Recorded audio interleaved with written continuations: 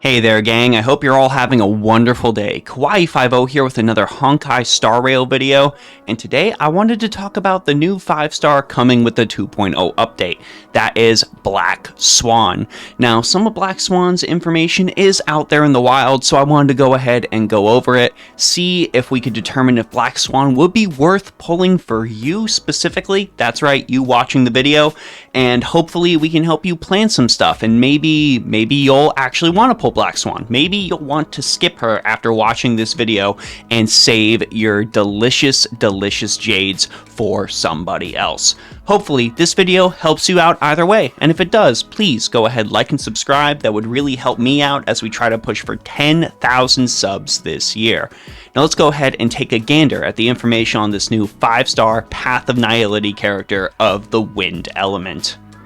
Now, the most important thing to consider here with Black Swan is going to be her primary substat. This is going to determine a lot of things we do with Black Swan going forward, and for her, that is going to be effect hit percentage. Black Swan's third bonus ability is going to increase her damage based on the amount of effect hit rate she has, so you're going to want to go for that as much as possible. Between light cones, between relics, between your ornament, everything is going to want to be in effect hit rate. Now we're going to keep that in the back of our minds as we go ahead and look at her skills.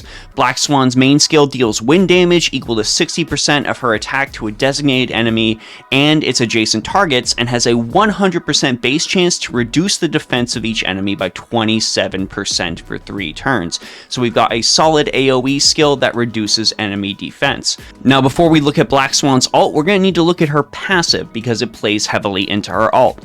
With Black Swan's passive, when an enemy takes dot damage, she has a 60% base chance to apply Fate card to the target, which can be triggered 4 times per unit per action. The target of that Fate card will take wind damage equal to 155% of Black Swan's attack at the beginning of the turn. We're already seeing that this is one of the wordiest characters we've gotten yet in Star Rail. Now, Fate card has a level mechanic. There's an initial level of 1. Applying it again to a target increases the stacks. When Fate card deals damage at the beginning of a target's turn, it has additional effects depending on the level. So greater than or equal to 1, each level is going to increase the damage equal to 31% of Black Swan's attack power. Greater than or equal to 3 will deal additional damage equal to 90% of that original damage to adjacent targets. And greater than or equal to 6 will cause all of that damage to ignore 22.5% of the target's defense. This is going to reset to level 1 at the beginning of the target's turn after dealing damage.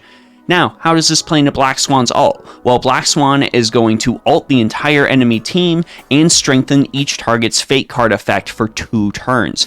The strengthened Fate card is going to reduce the target's effect resistance by an additional 17.5%, and this will be considered a dot. The enhanced Fate card will not reset its level after the target deals damage, and this effect is triggered a maximum of 1 time during the duration of the enhancement. So we are going to want Black Swan to ult in order to keep her Fate card debuff on the opponent to continue dealing additional damage and continue to shred that effect resistance. Overall, pretty synergistic. Black Swan's technique uses a secret technique to draw a Fate crystal. There's physical, fire, lightning, or wind. You get up to 4, and when entering the battle, Black Swan will consume all of those crystals, and for each one consumed will trigger a weakness break effect to the corresponding attribute weakness. So if you're willing to invest a ton of skill points into Black Swan before the battle begins, she is going to immediately start that, hitting the opponent with 4 weakness breaks.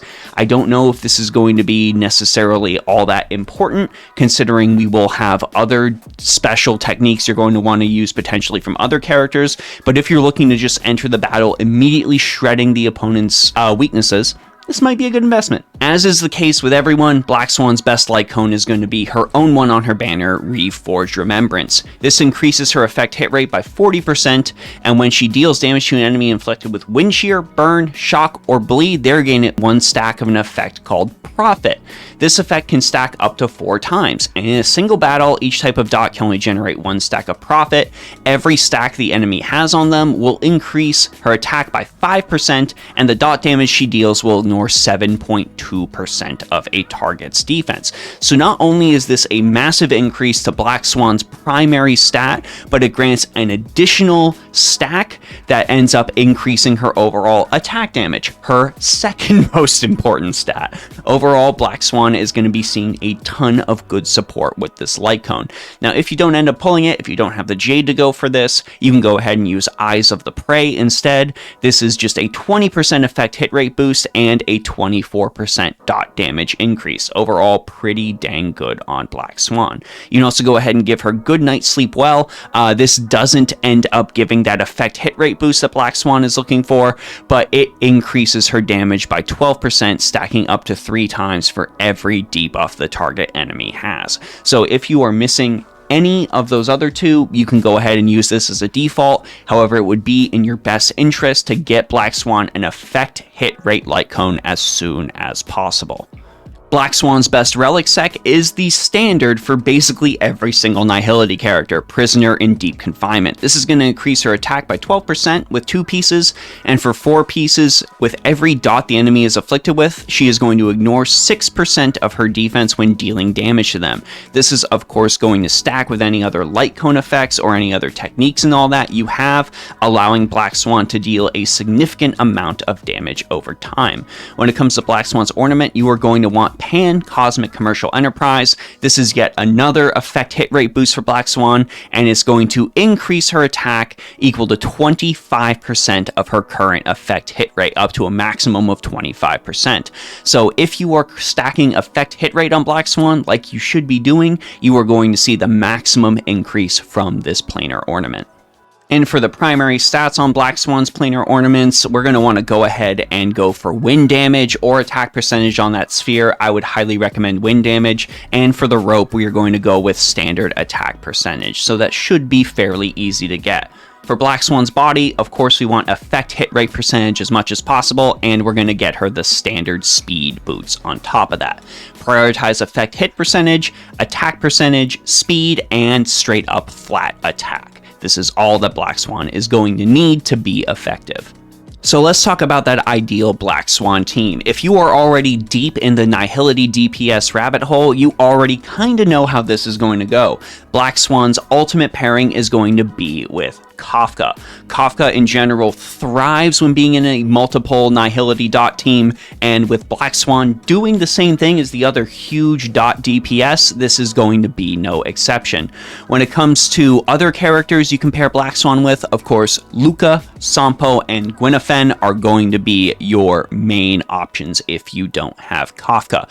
I would personally recommend Luca over everybody else just because I really like Luca's ability to buff strip the opponent, and I think he deals quite a bit of damage on top of being super duper cool. You can also go ahead and pair her with Sampo as well for the secondary option. Sampo, of course, increases dot damage overall, and a lot of players will recommend him as the most meta pick, so you can go with him if you want. I just think Luca is overall cooler, and of course Gwyneth being our third option. For the supporter, no brainer, Ron May is going to be your absolute best bet. She has been an absolute titan ever since she showed up in the game, and for any double DPS comp, Ron May is basically seeming to be the go-to. Speaking of double DPS comps for your healer, you're going to absolutely want Hua Hua, because she is the absolute best healer for any sort of double DPS comp.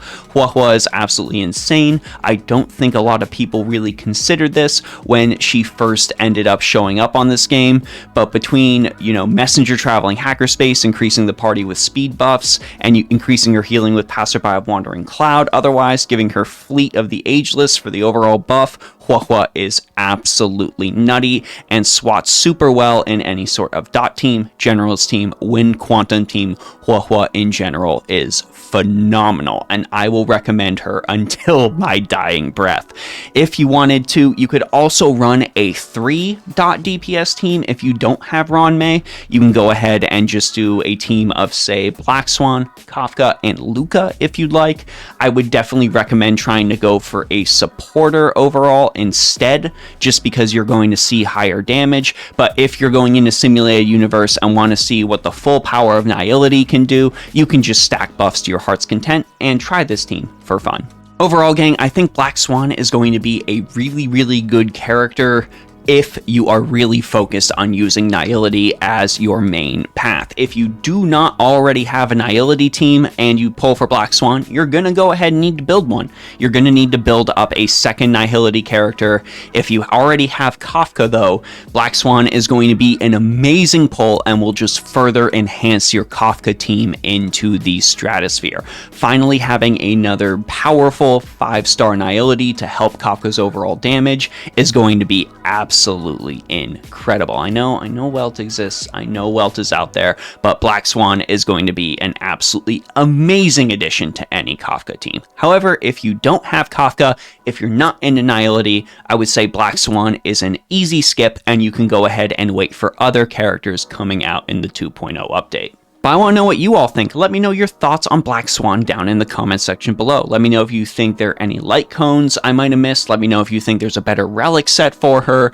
Let me know if you're excited for her, or if there is somebody else you are holding on to your precious jades in order to summon. Remember, we do get 20 free summons, so if you're on the fence, if you're maybe considering building a Nihility team, you could spend those freebies on Black Swan, or you could hold off and try to get somebody else. As you head down in the comment section, be sure to check out the Discord, the Patreon, and the Ko-fi. We do have a Honkai Star Rail channel in the Discord. Huge thanks to everyone on all those platforms for their support, and of course a big thanks to you on YouTube for sticking it out to the end of the video. I really, really appreciate it. Anyways, gang, that's it for me, Kawaii50. I've got to go farm some more relic sets, so I will see you all in the next one.